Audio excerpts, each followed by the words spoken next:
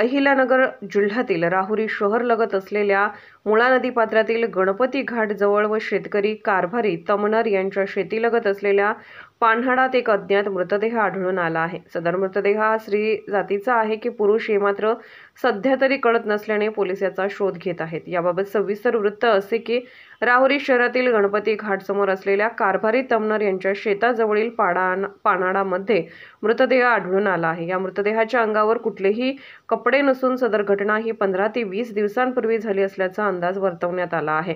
सदर ठिकाण हे एकांत ठिकाण दिसून येत आहे। या ठिकाणी हा मृतदेह कोणी आणून टाकला की हत्या करण्यात आली याचा शोध पोलीस प्रशासनाकडून सुरू आहे।